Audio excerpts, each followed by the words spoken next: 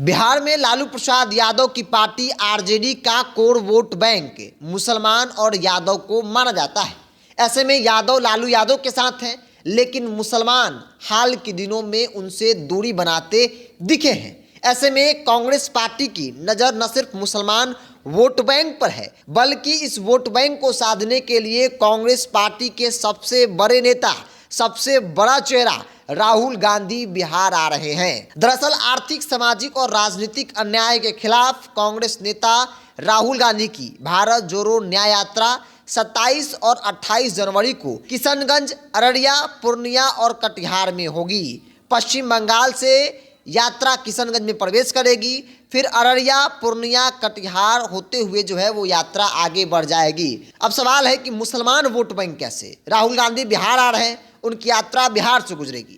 दरअसल राहुल गांधी का यात्रा जिन क्षेत्रों से गुजरेगा, चाहे वो किशनगंज हो, अररिया हो, पूर्णिया हो, इन क्षेत्रों में मुसलमानों की एक बड़ी आबादी है और एक एक करके हम आपको हर एक सीट पर किसकी कितनी आबादी है वो भी बता रहे हैं। दरअसल सबसे पहले जिक्र करते हैं किशनगंज लोकसभा क्षेत्र की, जो कि कांग्रेस का गढ़ भी रहा है। ऐसे में किशनगंज लोकसभा क्षेत्र देश में कश्मीर के बाद दूसरा सबसे अधिक मुस्लिम की आबादी है।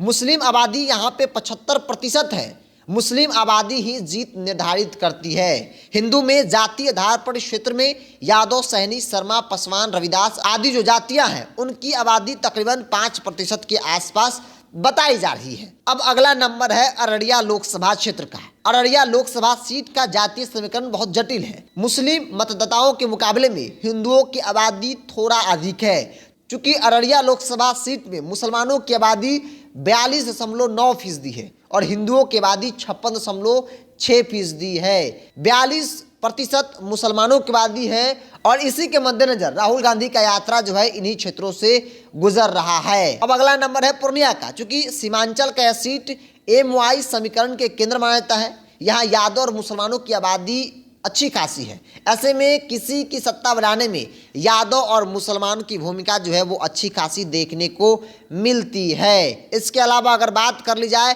कटिहार लोकसभा क्षेत्र की, तो कटिहार में एक बड़ी आबादी मुसलमानों की है। मुसलमान यहाँ पे सबसे अधिक है, 41% कटिहार में मुसलमान है।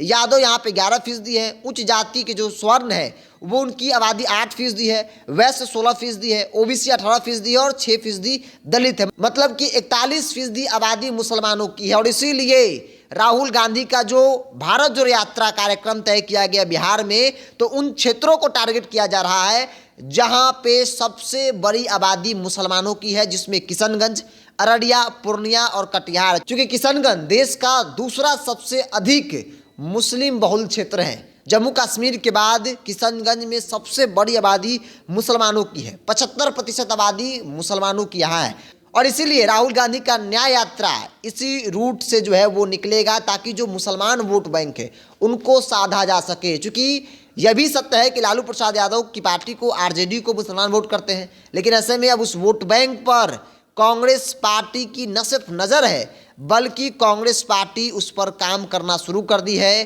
कांग्रेस पार्टी के सबसे बड़े नेता राहुल गांधी बिहार आएंगे। 2 दिनों तक उनका यात्रा बिहार में होगा, 27 और 28, और ये 2 दिन वो उन क्षेत्रों से गुजरेंगे जहां पे मुसलमानों की सबसे बड़ी आबादी है। हालांकि कांग्रेस पार्टी को मुसलमान वोट करते हैं, कांग्रेस पार्टी को राष्ट्रीय स्तर पर मुसलमान पसंद करते हैं मोदी के विकल्प में, तो यह भी कहना गलत नहीं होगा कि कांग्रेस के पास भी मुसलमानों का एक वोट बैंक है। लेकिन जब बिहार की बात होती है तो बिहार में लालू प्रसाद यादव की पार्टी आरजेडी को मुसलमान वोट करते हैं। मुसलमान और यादव आरजेडी का कोर वोट बैंक माना जाता है, जिस पर राहुल गांधी की पैनी नज़र है। चूँकि ये 3-4 लोकसभा है, मुसलमान बहुल क्षेत्र है। ऐसे में इन 3-4 क्षेत्रों की यात्रा से राहुल गांधी उन तमाम क्षेत्रों पर असर डालना चाहते हैं जहां पे अल्पसंख्यक समाज के जो लोग हैं, जो मुसलमान हैं, उनकी सबसे बड़ी आबादी है।